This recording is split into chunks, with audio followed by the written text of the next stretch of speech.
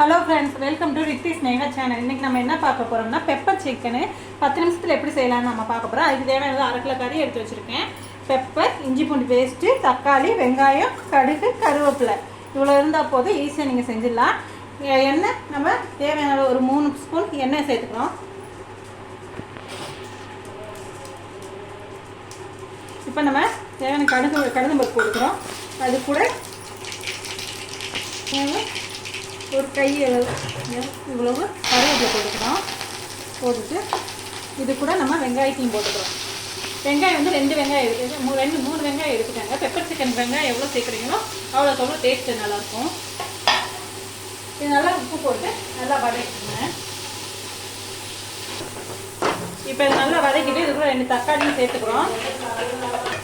2 தக்காளி இதில் சேர்த்துக்கலாம். தக்காளி உங்களோட விருப்பம், போராட்டா போடுங்க, போராட்டிப்பாங்க. எங்களுக்கு கொஞ்சம் புளிப்பு பிடிக்கும், அதனால அதை சேர்த்துக்கிறேன். இப்போ இந்த ஸ்டேஜுக்கு வதங்கினா போதும். இது கூட நம்ம கழுவி வச்சுருக்கோம்ல, மஞ்சள் போட்டு அதையும் நம்ம உள்ளே சேர்த்துக்கிறோம். அது கூட 1 ஸ்பூன் இஞ்சி,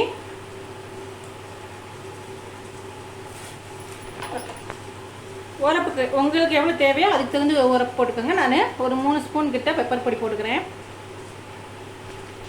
இது கூட நம்ம கொஞ்சோண்டு சால்ட்டு, கறி வதங்கிறதுக்கு நம்ம கறியில் இருக்க தண்ணியே போதுமானது. உங்களுக்கு கொஞ்சம் கிரேவி மாதிரி வேணும்னா கொஞ்சம் தண்ணி சேர்த்துக்கோங்க. எனக்கு வந்து அது தேவையில்லை, சும்மா சைடிஷ் மாதிரி தான்.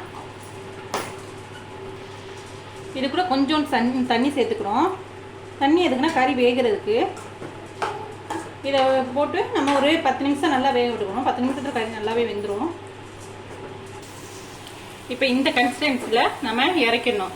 இது கூட நம்ம ஒயிட் சோறு, சப்பாத்தி, தோசை எது கூட வச்சு சாப்பிட சூப்பராக இருக்கும்.